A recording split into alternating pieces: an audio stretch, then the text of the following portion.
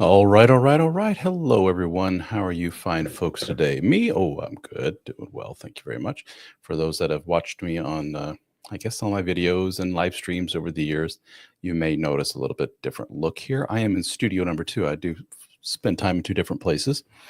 This is the one in Texas, as my loyal fans are aware, by probably when you see the eggplant dude there and the books there, you realize I'm in Texas.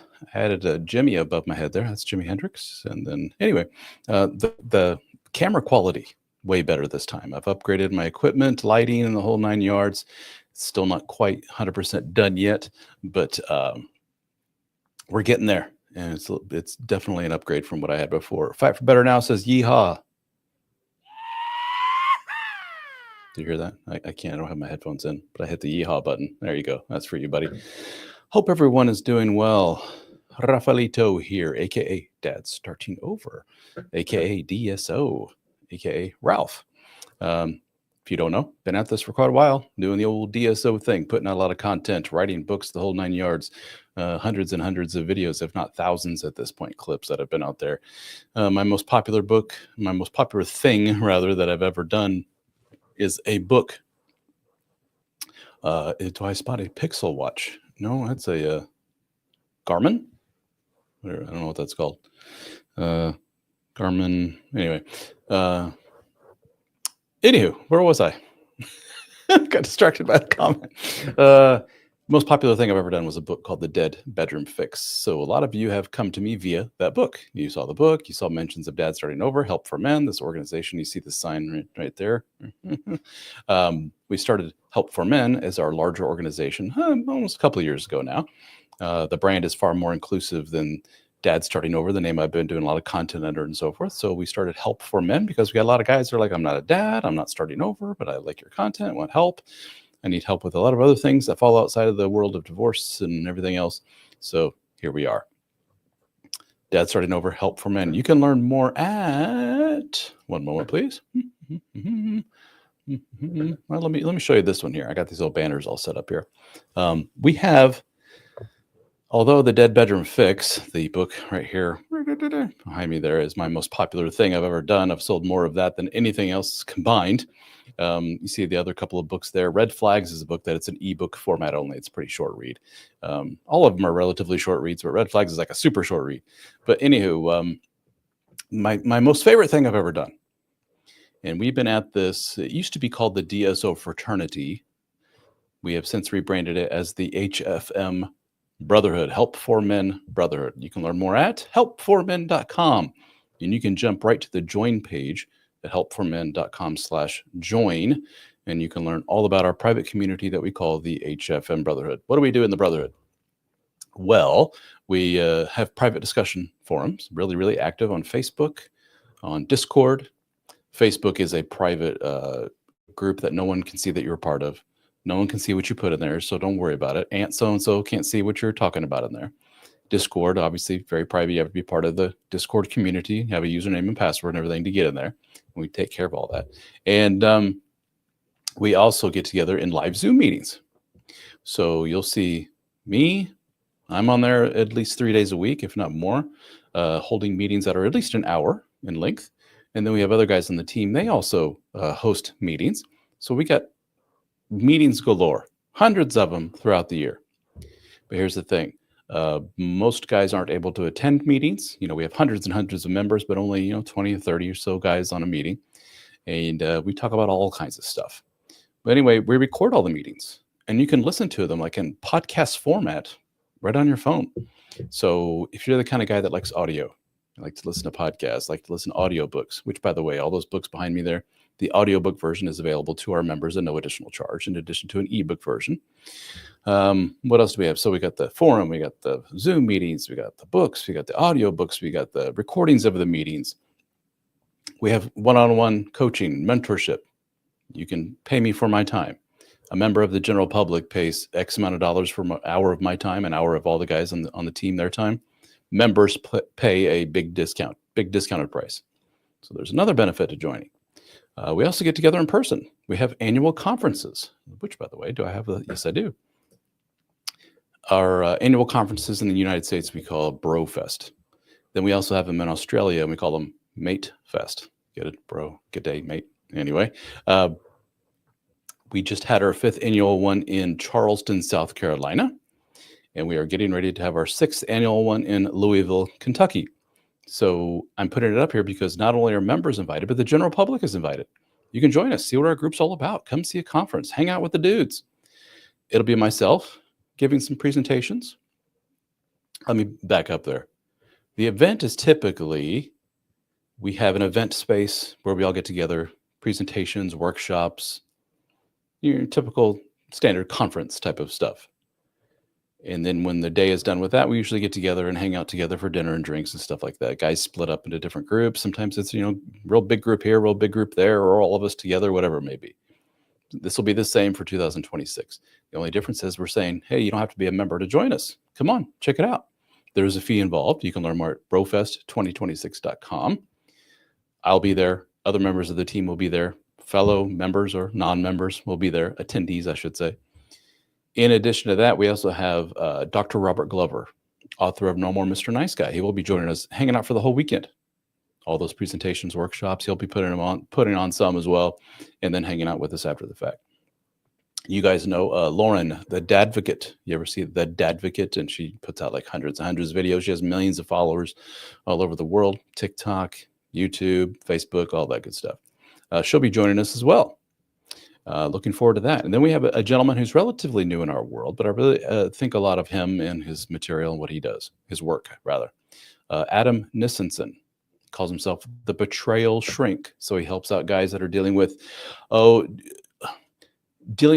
betrayal of their ex who cheated on them, hopefully ex and not current spouse. And he also helps out dudes with the issue of sex addiction.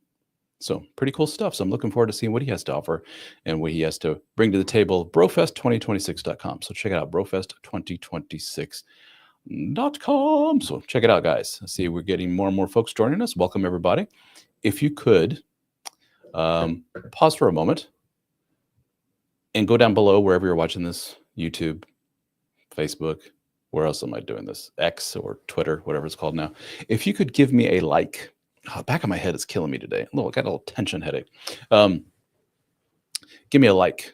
Give me a share. Give me a subscribe. Give me a follow. That helps. That tells the Facebooks and the YouTubes of the world that this thing is worthy of other people seeing it. And it will show my pages and so forth to more and more people. So give me a like. For the 2 of you that have liked me so far, thank you. Appreciate it so much. But would love to see all the rest of you give me a like. Doesn't take anything. Just done. Right? Thank you. Mr. Andrew says howdy. And we got Mr. Andrew from just south of Tampa, Florida. Well, I got a Tampa connection somewhat there, Mr. Andrew. I was born overseas. My father was American military. My mom's from Spain. I've mentioned that here many times. And when I was about 3 years old, we moved to the States. And when we very first moved to the States, we moved to Brandon, Florida, which is just outside of Tampa. So I'm sure you know where Brandon is and everything. I haven't been back since. So it's not like I have some kind of connection there, no family there or anything. To this day, I don't know why we went there. My father passed away at a young age, so I never got the full story. I have to ask my mom one day, what is it with, Brandon, Florida? But anyway, where are the rest of you guys from? Always cool to hear where everybody's from. We tend to have people from all over the world on here. So far, we're looking at the Southeast United States with Florida and Tennessee. I would love to hear where everybody else is from. Always cool to see folks from all over the world. All right. And thank you for joining me here today. How typically these lives go? Mr. Scott from Utah. Very cool. Hey, Scott, just curious. Are you a Mormon by any chance? This isn't an insult in any way. It's an observation of mine. Anecdotally, when I work one-on-one with guys, it's because they have a lot of relationship issues and dead bedrooms and so forth. I talk to a lot of Mormons and ex-Mormons from your neck of the woods. So that's why I ask. I'm just curious if I have attracted yet another Mormon brother out there. So welcome. Anywho, where was I? So always cool to see guys from all over the place. But how these things typically work is you guys ask questions. So you'll type in the little comments there or on YouTube on the chat or whatever. In my program, it pulls all the comments here together on one screen. And would love to hear from you. You ask questions, share your story, whatever it may be. And then I proceed to blab on and on about it. And then maybe cut this up into clips later on. You'll say like, hey, there's Ralph talking about my little thingy. Yep, that's me. Bald blabbing dude that apparently loves to hear himself talk. So anyway, if you got any questions, anything at all, please don't hesitate.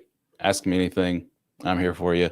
Maybe it's a comment on some kind of video. You want clarification on something you've seen me post.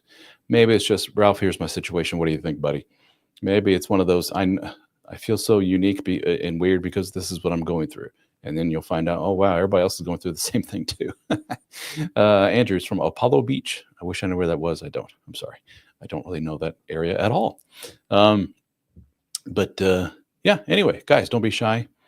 There's been a couple of these where people are really quiet and no one came forth with anything. And then I, would blab on and on. And then I ran out of stuff to blab about. And I'm like, all right, let's cut this short. So we can make these like a 15, 20-minute thing, or we can make these an hour thing, guys. It's up to you. Please don't be shy. I'm here for you.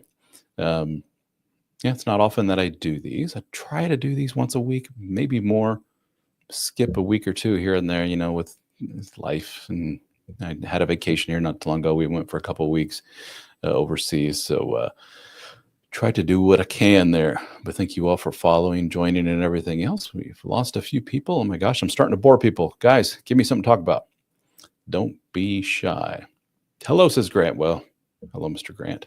How you doing, buddy? Good to see you. Don't know you. Good to see you. Welcome. Looks like we got a good mix of Facebook, YouTube. Very good. Cool. And then I can actually show your comment on screen. All right. Hey, we got Mr. Chris saying you're in a dead bedroom. Sorry to hear that. And for those that don't know that term or what the heck it is, just what it sounds like. Dead bedroom, sexless marriage. There ain't no life in the old bedroom, right?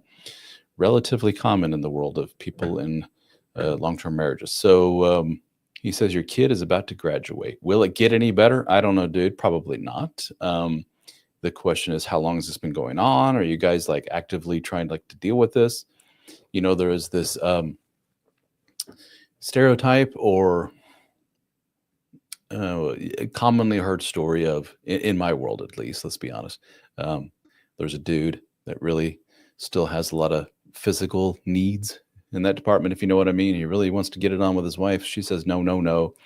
And often it just persists for years and years until finally he goes, I can't do this anymore. We're divorcing, and away they go.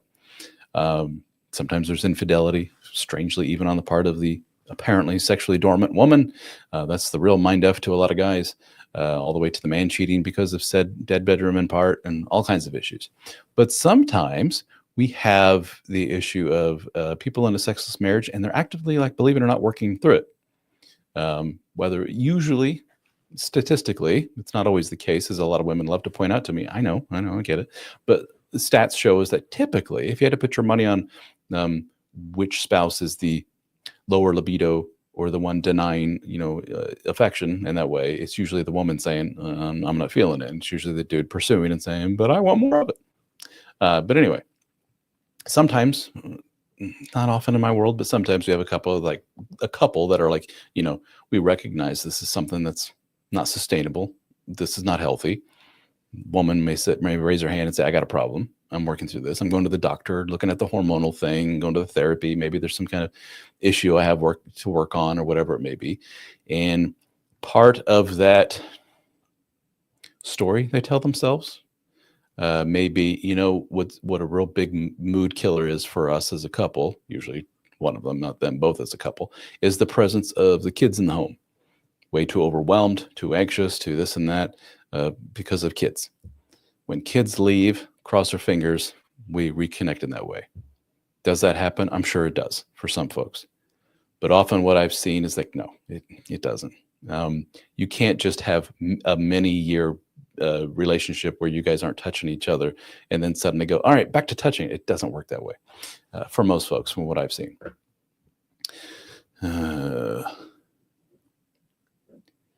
Lisa says, I am seeing a guy and he is married. Well, this just got good, guys. He says for 8 years that he's not been getting anything. Oof, he has kids. They live in Spain. Oh, España. I am hurt every time he goes. They live in Spain. The family lives in Spain. Oh, is he like here in the States or wherever it is you are, Lisa, like for work or whatever? And you're his side gal. You're his side piece, my friend. Sorry. Um, this is something that is really, if you go online, there are forums and so forth, which every now and then somebody will link me to some kind of story or post rather in one of these groups.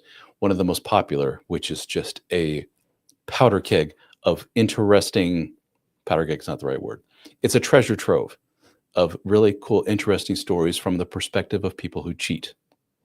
And that is on Reddit. You know, the big monster website. Go to reddit.com if you don't know what I'm talking about. Reddit, I think. And I think there's just one T in Reddit, right? Yeah. And they have little sub forums that they call subreddits. And one of the little sub forums is all about adultery, and it's called Adultery. And it's from the perspective of the adulterer. And they all get together and talk about this stuff. Super interesting. One thing you see on there all the time is women that are actively engaged in affairs with married men, and they are just heartbroken that married guy just still stays attached to his wife and his kids and everything else, that he is not dropping that for the mistress. That's what she is. And it takes a lot of her peers, so to speak, in that group to point out to her, you are not his main squeeze. You're not his wife. You're not the person he made all this love and commitment to and had kids with and intertwined his life with and the finances and everything else. You are, sweetheart, his side piece. You're his lover. You're his distraction from all that bullshit. You are the little extra spice to his life. You ain't the main ingredient. She and his kids are the big portion of the plate. You're this little side thingy over here, a little dessert. And you always will be. He's going to go for Christmas. He's going to do this and that. And you're going to have to see family pictures of him online and all this other stuff. And that's what I would say to you. That's never going to change, Lisa. I hope you understand that. It sucks. I know. But when you get involved in that world, it's a whole lot of heartbreak, my friend. Scott from Facebook, rather. He says he's in the situation of trying to win. I'll read this as Scott. In the situation of trying to win my wife back after she said she wants a divorce. Your channel has been good to realize that she broke up with me over a year ago when she said she was done. Yeah, it's tough, isn't it, buddy? Those situations, oftentimes it's after the wife leaves, has affair, whatever it may be, that the man is, licking his wounds and sitting alone in the house and starts, reminiscing about times, good times, bad times. And he realizes, yeah, I should have seen this shit coming because so many months or years ago, she said this, she did this, I caught her doing that. Da, da, da. Writing's been on the wall forever. What the hell? Don't beat yourself up too much.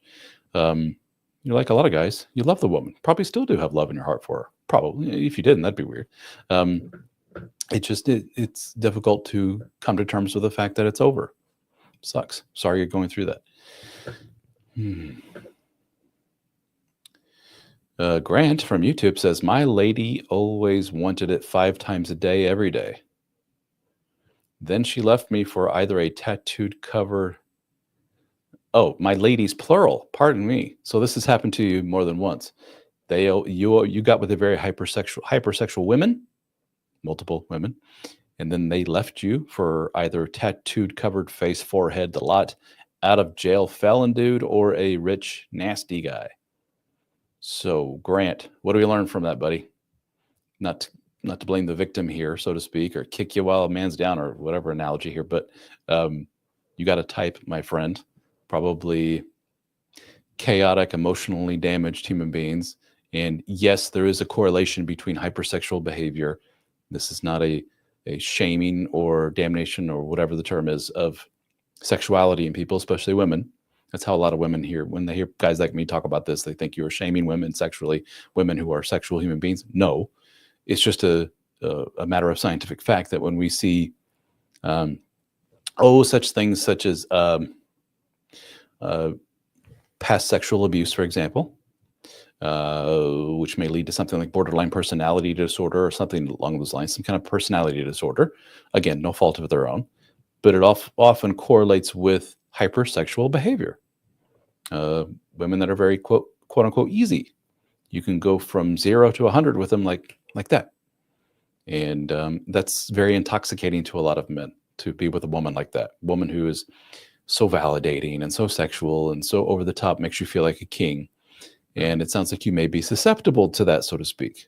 Some guys have the tools in their toolbox to go, this is weird, like this behavior out of you, like I barely know you and you're wanting to do all this like right away and stuff, like something's up here. But it may be, and I may be way off base here, but it may be Grant and others like you don't have that tool in the toolbox and you're just like, makes me feel good, woohoo.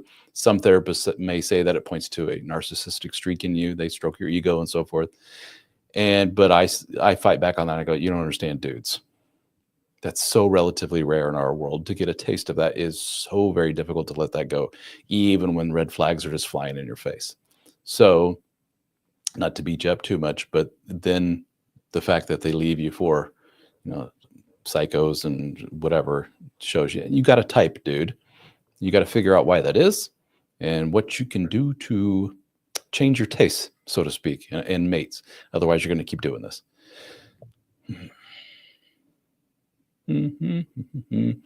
Lisa says he lives in the UK, but he's going to Spain. He goes back every 4 days here. I don't understand. Okay, so the guy's going back and forth, whatever it may be. That's a moot point. The point is that it's always going to be that case. You guys will never be a couple, Lisa. I hope you understand that. And John says, don't date married men. They're not looking for another wife. They're looking for a plaything, a distraction. Again, that I've talked about this plenty. When in a long-term monogamous relationship, marriage, if you're like most human beings, you lose some, if not a lot, of the aspects of the early relationship honeymoon stage that got you so hooked on them. That over-the-top lustfulness, sexuality, romance, that super connected feeling that tends to dissipate and dwindle away with time, especially with stress and kids and everything else. Some people have a much more difficult time dealing with that or coming to terms with that compared to other people. Some people have a really good network of people in their background. They're very secure individuals that they realize this is just a natural progression of a long-term relationship. No biggie. Well, other people take it personally. They're very insecure. They're very anxious in nature. And they say, if this person is not 24/7 on top of me, something's wrong. Something very crucial is missing, a part of this equation here of life. And I need that in order to function. Absolutely need it, or else I get depressed. I start questioning everything. I need that little extra spice. Those people cheat like crazy. Those people gamble. Those people overeat, overspend. They always need that spike, that dopamine spike. And that's what Mr. John here was alluding to. Like those men, you're his plaything. You're that little spike, that little feel-good spike. But he also recognizes he needs, or he cannot let go of that stable, secure aspect of life with his married family. That's just the way he's going to be, and he's always going to be. I'm going to mute here while I move my microphone. Pardon me for a second.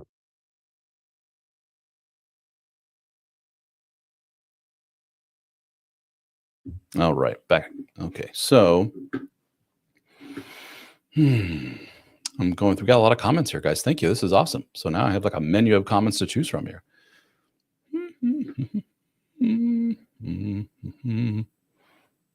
Irv, I see Irv.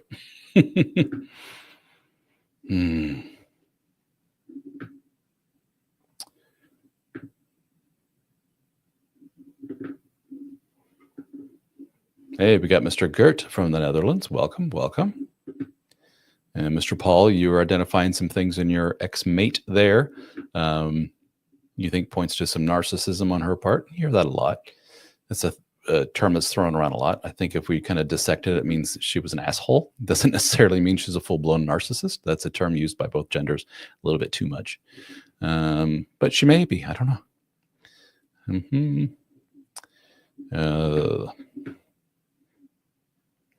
And Lisa, you say the guy says he loves you.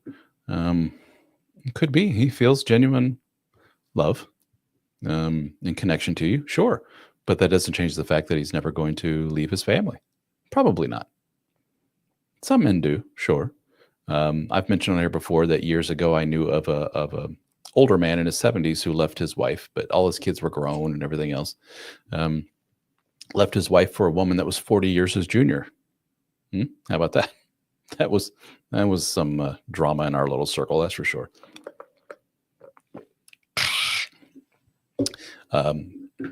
Is he in fact a Spaniard, Lisa? I don't know if you know this. I'm half Spanish. My mother's from Spain, so I know that world well. And Mr. Gert here says, Lisa, Spanish man not getting any. You do realize that's a bit strange. You do realize that he's using you. Using you, I would agree with. Not all Spanish men are Casanovas and Don Juans. There's lots of different kinds of Spanish men, just like there's lots of different, men in the Netherlands and the U.S. and so forth. They're not all natural lovers, that's for sure. And then Irv points out, yeah, it's only like a very small percentage of the population that are actual narcissists. Oh, Lisa, well, this is an interesting twist in this. He is a Muslim man living in Spain. All right, I thought the Spanish kicked out the Moors years ago. That's a bad joke. Oh, okay, Lisa. This just keeps going and going, doesn't it? This is the soap opera known as Lisa here. He can have up to 4 wives. Sure, I guess that's true. From what I understand, talking to some of my Muslim brothers, I guess is it something that's in the Quran? I assume that says that yes, you're allowed to have up to 4 wives. I'm not sure where the number 4 came from. Maybe logistically, somebody along the line figured that was the limit before you start losing it. But you have to take care of all 4. You can't have like Lisa, the side piece you see on occasion. She has her job, she has her thing, but she's just my side piece. And then this is the wife that I pay money for and the mortgage for and the food for the kids. No, it's like you have to take care equally all of them, is what I understand the Muslim law says, so to speak. I may be wrong.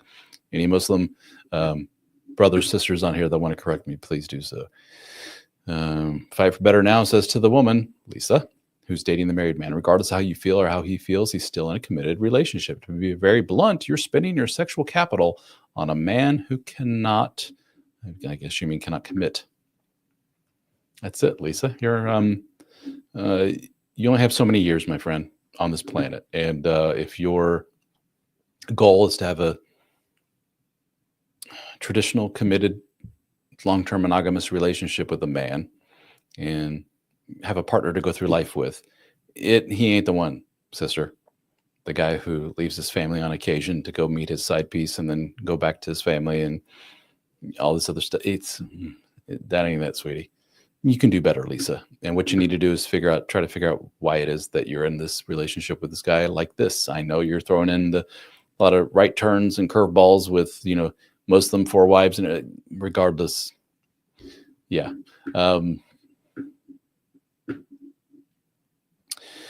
and we got Mr. Paul you say you're from Belfast, Northern Ireland. Very cool. Hello to you, sir. I got an interesting Irish story. It's interesting to me. I have a cousin, Natalia, in Spain. I haven't talked to her in years, but I remember when I was a kid, she was one of the few in my family who could speak English well enough to communicate with me when I would go over there as a kid, like for a few summers here to visit with them. And so I would be attached to her and talk to Natalia. But her accent when she spoke English was really weird and difficult to describe until finally I learned, I think from her dad or from somebody, why she sounded different is that she was learning Irish English. And it never occurred to me like, oh, wow, people can learn British English, which I have a friend of my wife's who is German, but she knows English. And when she speaks English, she speaks with a fluent British accent. I always thought that was interesting. But I never thought of somebody learning English and speaking with an Irish accent who's not Irish. But she did. Natalia did. I was like, oh, it's always cool. And no, I don't speak any other languages. I'm trying to learn German. That's, yeah. And I can somewhat understand Spanish, but to say I'm a Spanish speaker would be a huge stretch. I apologize if I'm looking off screen here, guys. I'm looking at comments. I'm sure I've missed some. Mr. Simon says, we used to talk about shit tests years ago. So let me pause there in your comment. What the heck is that?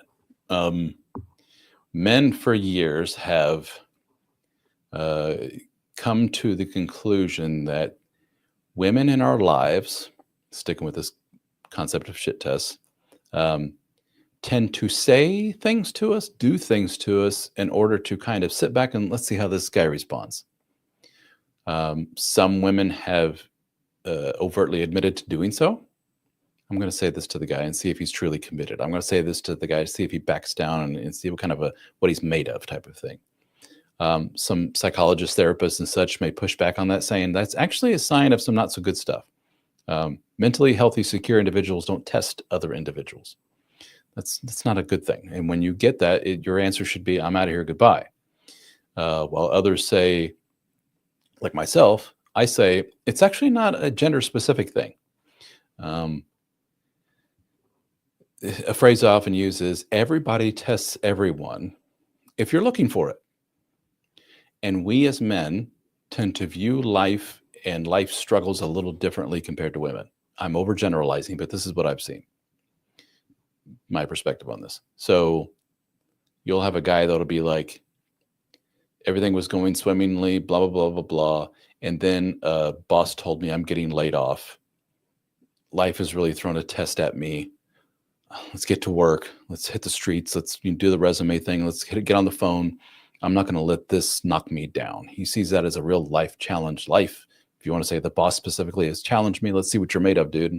I'm going to show him what I'm made of. You can, that's like a bigger picture thing, not so specific, but you can whittle that down or take that mindset and apply it to little specific moments. The example I often give is this, and this is a relatively real, it's funny, I used to use this all the time, and I used to have men all the time come to me and say, this exact freaking thing happened to me, dude. You get hired by a boss who tells you in no uncertain terms, you're never going to work weekends. And you're like, good, because my previous job, I had to work like 7 days a week, all these weekends, and I almost lost my marriage over this. It was so debilitating and stressful. And I told myself I'm never going to do that again. So it's good to hear, Mr. Boss, that you say we don't work weekends. Thank you. 5 days a week is plenty. I agree to work for you, Mr. Boss Man. You get the job, and 2-3 weeks later, the guy goes, we're going to need you to come in on Saturday. We got a big all hands on deck project. We all need to be here. Sorry. You can view that as well, it is what it is. I got to work. I don't want to lose this job. It was difficult getting a job. Oh, well. Or you can say, this is one of those life tests. Or you can more specifically say, I think boss is testing me here. Kind of silly, but that's how a lot of men look at a lot of these things. And you could be the guy who goes to the boss and say, look, we had a deal, dude. When I got hired on by you, you very specifically said no weekends. And that's in part why I took this job. Okay? Now you're telling me to come in Saturday. I'm afraid I'm going to have to shake your hand and say, this job ain't for me, buddy, but I appreciate your time. I appreciate you giving me a chance, but I'm going to have to say no. Now, he may go, whoa, this guy's for real. I respect this dude. Sticks to his word, blah, blah, blah. This is a guy I cannot walk all over. This is a guy I have this much more respect for. Or he may say, this guy's not a real team player. F this dude. I'm going to this dude over here. This dude over here gets the raise, not you. Whatever. Or he may say, you're fired, get out of here. The case can be made, it's still the right thing to do regardless of the consequence, but easy for me to say I'm not the one who's potentially losing a job or whatever. So that's an example of somebody or something in the world testing you, see what you're made of. And we take that and apply it to the ladies in our lives. And another example I often give is you're on a date with somebody, a woman, and this is a very realistic thing, by the way. And you're having dinner, drinks, whatever, everything's great. And she's like, tell me something more about yourself. What do you do for fun or whatever, blah, blah, blah. You mentioned your job, but you don't talk about being fun. And you go, oh, I actually love motorcycles. I've ridden my motorcycle all over the world. I got a Harley Davidson, blah, blah, blah. And she rolls her eyes and goes, oh, Christ. Motorcycles are so freaking stupid. My ex-husband rode a motorcycle and he got in a big accident. Ugh, what is with you guys in the motorcycles? And you could, jokingly go along with that and be like, well, excuse me, Miss whatever, blah, blah, blah, and laugh it off. And it is what it is. Or you can take that really serious and be like, F you, woman, and flip the table over and leave or whatever, Or you can do what a lot of guys do, unfortunately, which is, oh, shit, I'm about to lose this woman. I better change my tune completely in order so she doesn't run away and get scared. It's hard for me to get a date. And so next thing you know, you're throwing your favorite hobby, motorcycle riding, under the bus. Yeah, it's stupid. I know, blah, blah, blah, midlife crisis, yada, yada. One of these days I'll stop. I know it's dumb. A buddy of mine got in an accident too. Yeah, I'm trying to be a bad boy, I guess, blah, blah. And you just go on and on. And she, hearing that, would have every reason to go, I don't know about this dude. He just told me his passion's this. I told him I didn't like it, and he's already thrown under the bus. Test failed. He's acting erratically and angry and throwing a big hissy fit and throwing the food against the wall and blah, blah. Whoa, what kind of psycho is this? Test failed. Versus the guy who just laughs it off and just says, whatever, I'm going to keep riding my motorcycle. You want to go with me and you can ride in the back. Test passed. That's how a lot of guys view such moments. Whether that's ridiculous, that's silly, that's nonsense, that's up to you, but that's how we see these things. We don't talk about that much anymore. That's kind of an oldie pickup artisty game, quote unquote, kind of thing of, picking up women and how to deal with women, how to get laid by women and all this other stuff. Kind of goes along with that. But those are some of the most common ones I see. And a lot of them can be shooed away by sticking to your word, sticking to who you are, not taking things so personally, and on and on.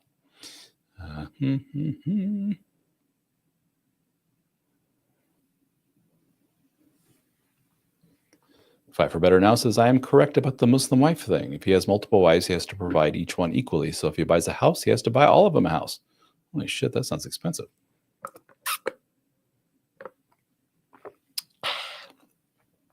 Here's a big question from Mr. Kevin on Facebook. Thank you, Kevin. Why is it so hard to pull the plug when you know it's not working? A multifaceted thing. One is you're a human being who is bonded with another human being.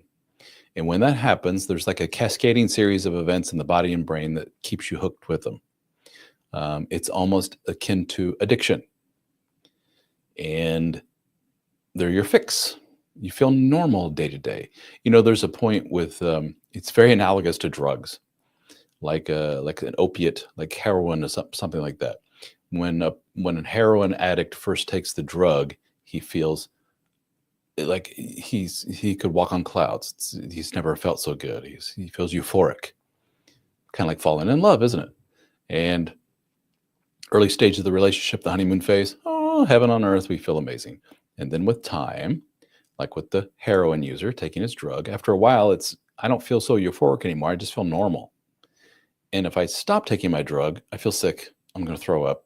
It feels like the world is spinning. I don't know if you've seen the movie Train Spotting. It does an excellent job of showing what a heroin addict goes through in withdrawal. And kind of the same thing with being attached to a loved one. It's interesting.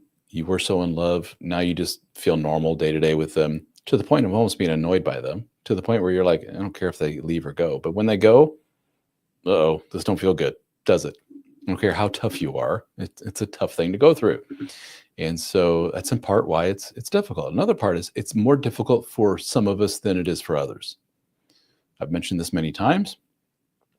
There is a subset of my audience, the audience of men's self-help stuff in general. A big portion of our audience, believe it or not, are what we call neurodivergent. Those are the guys that have ADHD. Those are the guys that are on the autism spectrum, have obsessive compulsive disorder, all kinds of things. And all these, while they don't sound like they're, obsessive compulsive, ADHD and autism don't really sound very connected, they do have a lot in common, believe it or not. And one of the things that they have in common is how they navigate relationships. And we notice a lot of little commonalities between them. One is that they fall in love very quickly, very hard. And number two is they take rejection and breakups and so forth way harder than your typical neurotypical dude. So if you're of that variety of dude, of which there's nothing wrong with it, just means you're wired a little differently, that may be in part why it just seems so damn hard. But for this dude over here, he's just like, dude, like, get over her already. It's a somewhat complicated thing. Plus the baggage you bring to the table. You may have childhood trauma. You may have all kinds of other issues. You may be bipolar. Who knows what it may be. And that makes things a little bit more difficult than the other dude. I am scrolling here. People are talking to each other. It's throwing me off. Benjamin from Facebook says, I was the average nice guy. First few years of marriage were good. Was good. I think you mean were good. Years, plural, were. Anyway, then it eventually turned into a dead bedroom and we entered roommate phase. Ouch. After trying to fix the marriage for years without any improvement, I fixed the nice guy syndrome and separated. Now she's all over me and trying to fix all the damage that's been done. There was a lot more to it, but that's the short version, he says. Yeah, I don't know if this is necessarily your situation, Mr. Benjamin, but it's one that I hear a lot, and it is not unique to my audience by any stretch of the imagination. And that is avoidant, let's stick with avoidant man, or pardon me, anxious man, avoidant wife. So once the honeymoon phase ends, you pointed out the 3-year mark, right? Married for 3 years. The first 3 years of marriage were good. Okay, so honeymoon phase, literally. Yay, we're connected. It's great. And then as things get comfortable and secure and familiar and boring, you just notice like they just sexually die out. You're like, this ain't the woman I married. This ain't the woman I, proposed to. Who the hell is this?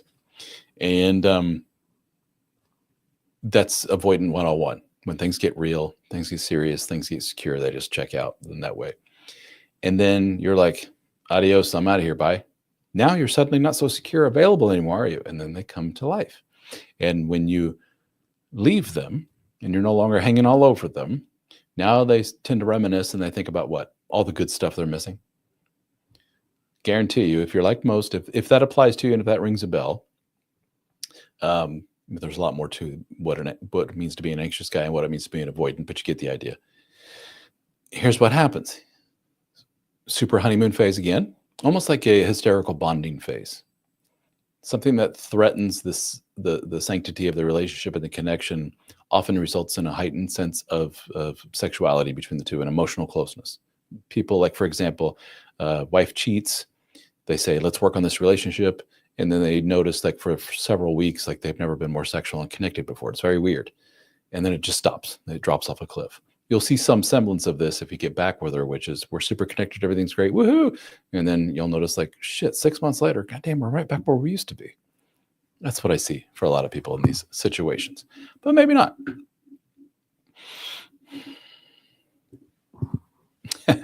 Chris, I'm not laughing at you, but I chuckle because it's such a common question. You guys are hitting me with all the good, if I had to write a book on all the stuff that I've seen over the years, you guys are writing the chapters to the book here. Chris from Facebook says, is there a chance that once you fix yourself and the nice guy, another word for codependent, Mr. Pushover, or whatever you say to your kind of guy, over agreeable dude. Read No More Mr. Nice Guy by Dr. Robert Glover, more on the topic. It's all about codependence. It's not about being a good dude. It's about being a manipulative pushover, all that good stuff. But anyway, he says, once you fix the nice guy, that you might not actually want your partner anymore. Is there a chance of that? And you wondered why you dealt with and stayed so long. Yes, Chris, it's called moving from anxious over to secure individual, potentially. And once you do that, there is a phenomena that we call going from, I guess you could say, pedestalization, making them holier than thou, seeing just all the good in them, like they're just the most amazing thing and you can't live without them, quote unquote. And then as you become more secure, we notice that pedestalization or idealization, if you want to use that term, now becomes what we call devaluation. Suddenly they were the greatest thing. Now you work on your self-esteem, your sense of worth. You go to therapy. You're hanging out with friends. Yes, you take care of some of the superficial stuff and you physically look better. You're more confident. You're walking taller. And suddenly you come home to the woman or man that's not been treating you so well over all these years. And you go, what the fuck am I doing with this person?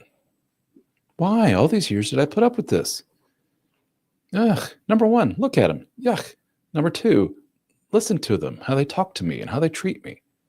What have I been doing? Yes, dude. I hear this daily. Very, very common thing. The struggle, it seems to be for a lot of guys, is not going into full-blown asshole, treat them like dirt and step on them on the way out the door kind of feeling. A more adult, loving way, because usually they're the co-parent to your children, mother to your children, and so forth. You have to treat them with a modicum of respect, for goodness sakes. They're a fellow human being. I know they may have been a dipshit or asshole all these years, but, shake hands and say, this ain't going to work anymore for the following reasons. No, I don't have any interest in, sorry, what's going on? No, I don't have any reason or inclination to working on us for the following reasons, blah, blah, blah. Shake hands and just say, let's go about our merry way. Let's divorce and let's do this amicably. Here's a divorce agreement, blah, blah, blah, whatever it may be. That seems to be tough. A lot of guys, maybe cheat right away. I'm going to get back at her and go out and get me some outside of this relationship, or, really rub it in her face, whatever it may be. I see that quite often from a lot of guys. So they go from Mr. Nice Guy, pushover, yes, dear, whatever you say, dear, to like super asshole, almost avoidant and angry dude. And as always, the sweet spot seems to be somewhere in the middle, Mr. Secure dude. That's how I see it anyway.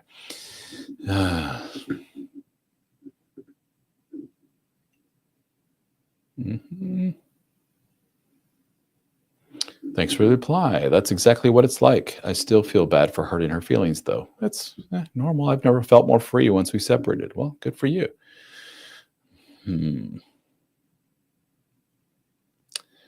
My Mr. Patrick from Facebook says, my wife started dating behind my back in March. Is that another word for cheating? I caught her with the new guy with our house camera. She told me I never loved her and she didn't consider this cheating. She has extreme anger issues too. Well, Patrick, you could have summarized all that with my ex-wife has problems, period, done. Much of that has nothing to do with you, my friend, other than you got with and stuck with a woman like this. Any of you guys listening to this that are going through your wife cheating on you, you may want to check this out. Completely free. I'm not trying to milk you for money or whatever, dudes. Check this out completely free. I bought the domain, but it goes to the Help for Men website, mywifecheated.com. It's a little mini course all about discovering your spouse cheated. Mywifecheated.com. And it's several videos. You can sit back and watch me talk all about this wonderful world of discovering that your spouse cheated on you. All right. So check it out. But anywho, real quick, not always, but with the audience that I attract, the men that I attract, and it seems to be there's a certain type of gal that they tend to get with. And yes, these gals, it's not unusual for them to cheat and do all kinds of bad things. And one of the oh so wonderful side effects of discovering said cheating is the way that the women tend to kind of rub it in the face, the way the women kind of further blame you for their doing what they did to hurt the thing that hurt you. You would expect them to do something to the effect of, yeah, you caught me, my bad. I didn't do it to hurt you. I did it because, I fell for this guy, blah, blah, blah, blah. Totally my fault. I take full responsibility for it. I understand if you want to divorce me or whatever, but if you want to give me a chance and work on this, I get it. But yes, totally my fault. Nothing to do with you, dude. And on and on. But instead, it's number one, no, I didn't do it. They deny. You keep bringing evidence, and they're like, nope. And then finally, they're like, all right, fine. But the reason I did it is because of you. This bad thing, that bad thing, this bad thing. And then sometimes the bad things they mention never happened. And you're like, what? And you realize they're kind of rewriting history as a way to absolve themselves of some of the guilt that they inevitably feel for doing what they did. Because sometimes it involves, destroying a family and kids and looking bad in the eyes of their community and friends. That's very important to a lot of gals. So they will literally change reality to accommodate their feelings and to make themselves not so feel so bad about what they did. Some of what they say to you is true. Some of it is completely fabricated. And you're just like, what the hell? Sometimes they treat you well. The next day they treat you like dirt. The grand solution in all this is just let it go in one ear out the other. It's crazy. You'll never understand it, nor do you want to understand it, because trying to understand it will drive you nuts in the process. Distance as much as humanly possible. When they send you the text message that is 9 screens long, you just delete. There's nothing in there of value that you need to read, unless it has to do with the kids or is this some kind of logistical financial thing with a divorce. There's literally no reason to communicate with them. They will just literally, it seems like, go out of their way to hurt you. It's a very toxic thing. It's usually a temporary thing. It may go on for, it seems like a couple, 3 years or whatever, but it still doesn't go on forever. And you realize this person's got problems. Homegirl's got issues, as I often say, and you don't need to be a part of it. One of the huge positives of said split is that you are no longer in their life, so you don't have to deal with a lot of the negatives that come with being with them. One is dealing with all the crazy bullshit. So, shoo, delete. The old gray rock, as we call it, which is when they bombard you with all this crazy negative horseshit, you just sit there like a rock and just go, okay, I'll pick up the kid on Wednesday. You don't play along. You don't do any of that. It drives them nuts. But eventually, you know what happens? They realize that you're no fun anymore. They're not getting a rise out of you, so they stop trying. And the alternative to that is to literally go nuts. Some guys literally, start questioning their sanity. She's saying this. Did that really happen? I don't remember it that way. Maybe I did do that. Oh my gosh, am I crazy? Am I a cheater? I don't know that. And on and on and on. Like, I've heard it all. And you have to sit these men down and go, you just got, totally bamboozled here, dude. You need to stop talking to this woman. So that's what I would say to Mr. Patrick and others that are going through that. Mr. Ray from New Zealand, he says, good morning, Mr. Ray. How'd it do? We got Brad from Destin. Been there, done that. I prefer Seaside to Destin, as I've said many times on here. I don't know why Destin always comes up. Maybe you're on here frequently, Mr. Brad, but welcome. And Patrick, you say your wife. But here's a habit to get into. X. Put the little EX dash before wife. And Patrick, if your wife is on your Facebook, I see you're commenting from Facebook. If you and your wife are on Facebook and you got a profile and it still shows you guys, wonderfully together, and time to delete, time to move on, or shut your, profile down completely so no one needs to see what you're doing. Don't follow her. Stop following her. Block her if you have to. It's for your own well-being. It's not just to be a dickhead about it and get back at her. It's for your mental well-being to limit contact as much as humanly possible. Get to it, mister.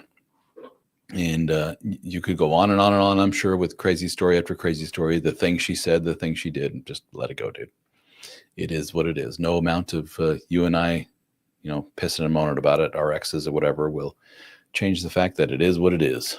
They went a little nutty and did what they did, and oh well. Anything else, ladies and germs? It's been about an hour already. She already blocked you. Yeah, good. That's good. You don't know it, but good for her and good for you. She's moved on, and you too. You should too. Anything else, ladies and germs? Already been about an hour. Goes by fast. I know. Let's see. MyWifeCheated.com is the free course. There's another free course that I have that you guys may like. Deadbedroomfixcourse.com. It's actually a longer one. This one's like 10 separate videos that you can watch me talking all about the awesome, unfortunately common phenomena of the old dead bedroom, the sexless marriage. I wrote the book, The Dead Bedroom Fix. You can learn more at deadbedroomfix.com or get the course for free at deadbedroomfixcourse.com. Deadbedroomfixcourse.com. All one word there. Absolutely free, no charge whatsoever, and a little hidden bonus in there. All right, I'll tell you what it is. You get the book at no additional charge, an ebook version, PDF version of the book that you can read on your mobile device, on your phone. You get that at no extra charge, a PDF. That'll be emailed to you. You can download, in addition to all the videos. How cool is that? No strings attached. Well, the only string is that we get your email and your name and email, and we start emailing you stuff like our newsletter and other offers and things like that. We put you on the email list, and you can get updates from me on my YouTube videos that I post. Again, no extra charge on the YouTube channel and all that good stuff. Speaking of, follow Dad Starting over on YouTube. Trying like hell to grow that channel. It's been a struggle. We're up to 135,000 subscribers on there, but I'm trying to get that up to like 500,000 territory. Let's really grow this thing, guys. I'm working on the video. Yes, you can see I've updated the quality of all this. So thanks to all you guys who have already subscribed. Patrick says, thanks for the videos. Hey, buddy, I appreciate it. Thank you. Yeah, Chris, you're not the only one going through this, buddy. Absolutely not.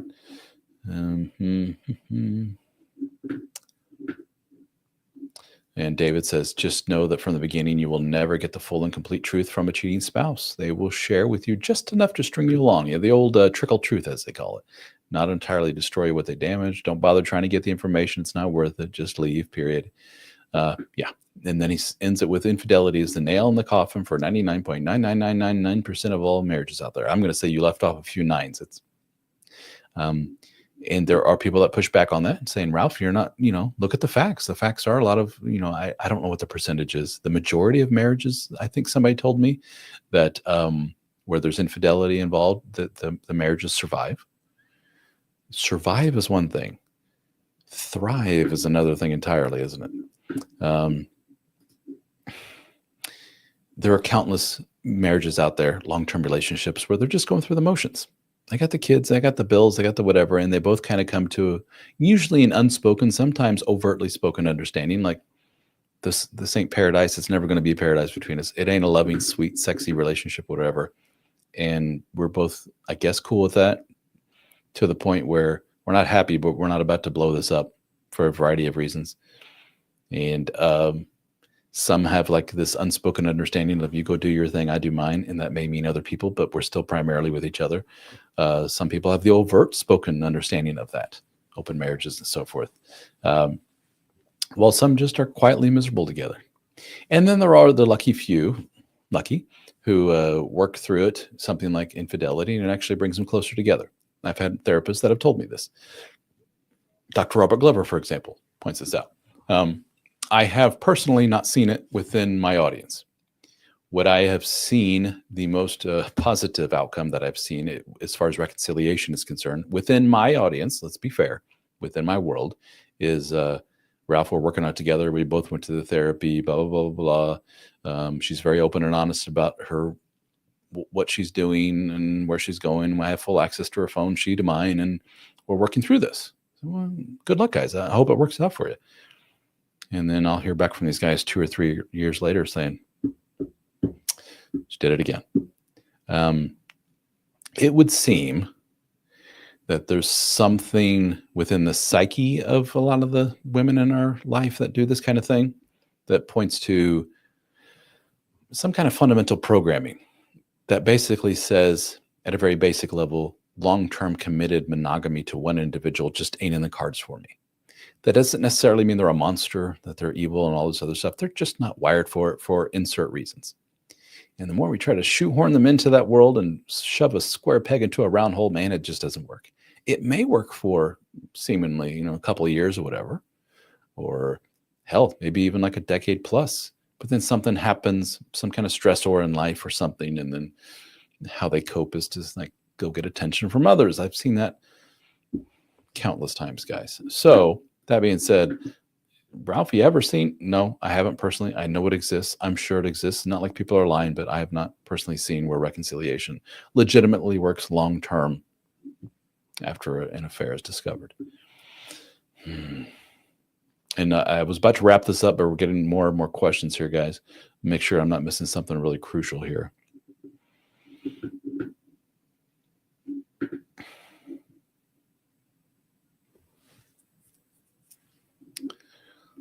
I'm not understanding that one. Thank you. Ray says, thank you for my time and hard work. Probably saving men's lives with sound advice and perspective. Salute you. Well, thank you very much, Mr. Ray. I appreciate that a great deal. That's awesome. Thank you. Shared debt is what Christoph says keeps these relationships together. Could be.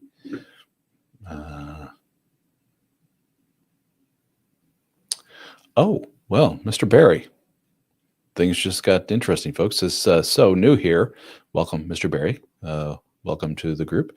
The page, wherever you're watching this, looks like Facebook. So new here. My wife confessed to me on the 10th of May that she has been in a 2-year relationship with another woman. She has since broken it off, and we are working on coming back together. I'm hurt beyond measure, but I'm trying. Any thoughts? Oof. It's an extra level of complexity, isn't it? There is this thought, thanks to the pornification of modern day society and relationships, there's some men out there like, oh, sweet, another woman, that's hot. It's another relationship. It's another human being. It's stop thinking with your little head out there, guys, if you're thinking that way. But Barry, you're not of that, variety, if you will. You're not thinking that way. You're genuinely hurt by this. She had another relationship, a 2-year relationship, a long-term loving relationship with another human being, just so happened as a woman. Not good. The question is, all right, wife, number one, something about the old sexuality we need to talk about here. Did this uncover something? Are you, in fact, gay or lesbian? Or are you more sexually fluid than what we thought? That's something that's more common in women than it is in men. Women are more apt to say that they experimented sexually with people of the same sex than men are, and on and on. But anywho, sexuality, lesbian, whatever aside, what it does point to is we got a person who was able to live two lives like that concurrently, to compartmentalize like that. That's not a good thing. That's not a good indicator for the ability to maintain strict sexual monogamy in a long-term monogamous relationship. That points to somebody who's may have a little something going on up here. And that little going on up there may lead to all kinds of problems down the line. So I guess this is my long-winded way of saying, Mr. Barry, be freaking careful, dude. You can't get much more of a waving red flag in your face than snuck around and had a loving 2-year relationship with another person concurrently while being with you and lied about it for 2 years. And now they want to work on it with you. Oof. Careful, dude. What is she doing boundary-wise? What is she doing to work on herself-wise to prohibit this thing from happening again? That's it, man. That's everything in this. Is she getting help with this? Is she getting therapy with this? Is she willing to talk about this? Is she patient with you as you have bad days and weeks, as something kind of triggers your anxiety all over again about this? Or is she the type that rolls her eyes and says, get over it already? Not good.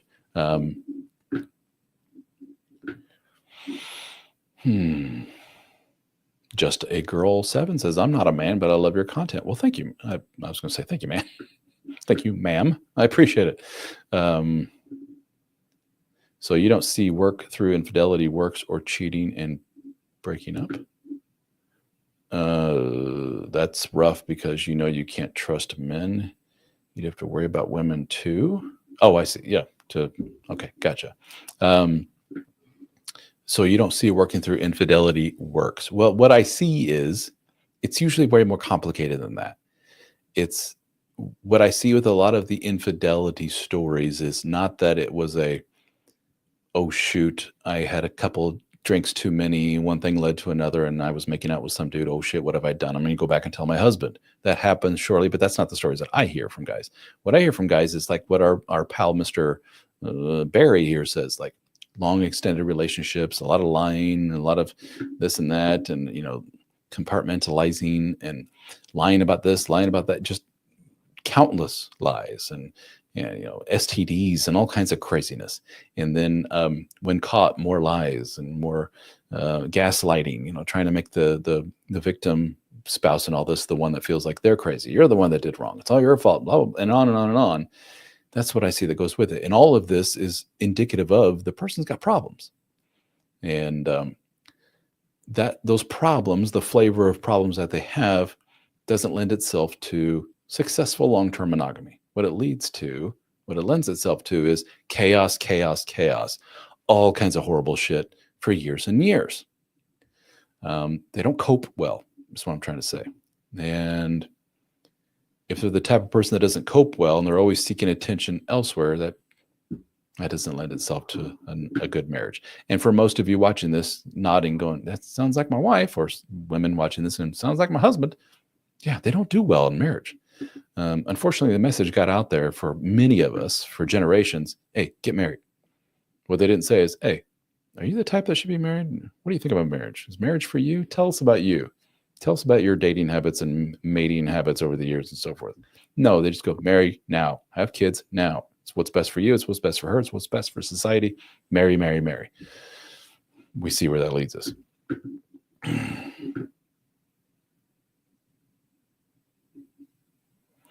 Chris is asking if I have specific days and times that I do the lives. I don't. It's whenever. I'm sorry. I wish I did. You know what? Maybe I need to I've been saying this for years. Maybe I need to finally lay down a day time that I'm for sure, no matter what, going live and clear that on my calendar and say no coaching, no nothing during this time. How about we do that? What that time's going to be, I don't know. I'll let you know. And so you guys can tune in. And these are all recorded, by the way. So if you go to YouTube or Facebook, they will have it'll be archived so you can sit back and watch it. I also typically, if there's a good little segment, I will cut it from the recording and post it separately as a separate little video on YouTube or Facebook or whatever, so you can watch that later. And the quality will be better because it won't be a choppy little internet recording. It'll be the actual video file itself.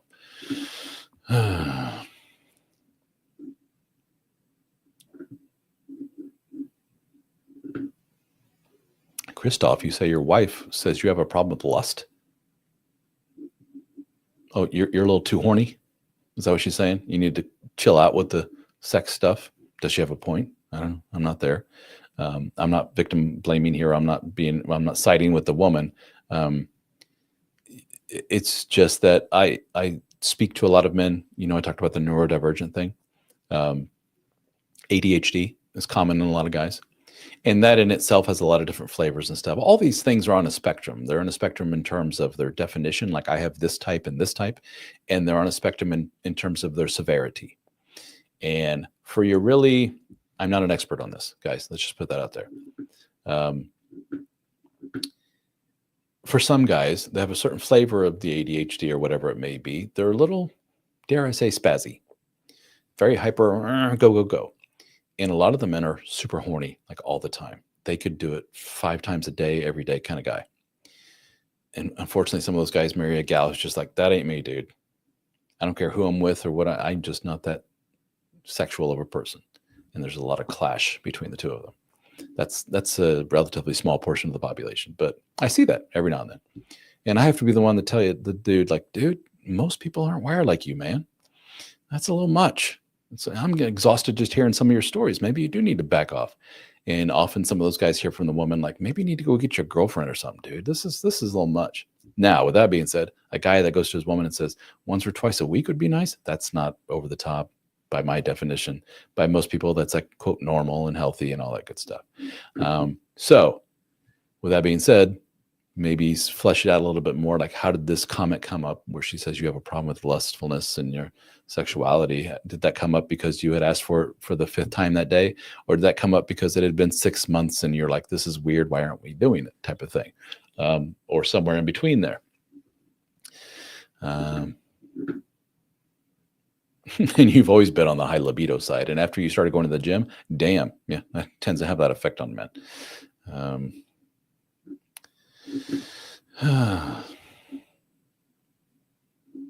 All right, guys, I tried to call this quit earlier, and then you guys, I tried to leave and you pull me back in. Who said that? Is that a Godfather thing or something? Anyway, guys, if you would like, you can always book time with me one-on-one and chat with me. Yes, there's money involved. I don't give away my time for nothing. But you can go to helpformen.com and go to coaching in the menu. You can see my little bald head, or pick one of the other dudes and talk to them one-on-one. If the pricing, you're like, it's a little much for me right now, join the Brotherhood. Do I have that up here? Yes, I do. The Brotherhood is our private community for men only. We get together for discussions online 24/7, 365. We have Zoom meetings, thousands of those Zoom meetings that you can listen to. Well, hundreds of those Zoom meetings you can listen to. 1,000+ hours of Zoom meetings you can listen to. The coaching, the one-on-one talking that I mentioned is way cheaper for our members. We get together in person. Books, articles, all kinds of courses. We have free courses for our members as well as cheaper courses than for the general public. Most of you dudes need to be in this group. It's relatively inexpensive. I'm trying to keep the cost as low as possible to help out as many men as possible. I had a guy in my YouTube comments here recently gave me kudos for not charging 3 figures a month like most men's groups do. In defense of those guys, it's expensive to run these things, to do all this and to have a team and all the IT involved and everything else. But we're trying to keep the costs as low as possible so we can help out as many dudes as possible. My goal is to have 5,000 men in the Brotherhood. We're trying like hell to get there. So check it out, helpformen.com/join, helpformen.com/join. Join the Brotherhood, guys. If you love talking about this stuff, you love to talk to other dudes about this stuff, join in on meetings with me talking about this kind of stuff, talk to me one-on-one. The Brotherhood is for you. helpformen.com/join. Check it out. Ladies and germs, thank you so very much for your time. I appreciate all of you. I'll let you know about a schedule when we're going to do these on a more regular basis. Until then, guys, until next time, adios, arrivederci, hasta luego. what's another? I'm at a loss for languages here. Bon voyage. All right, guys. I will catch you on the next one. Toodaloo.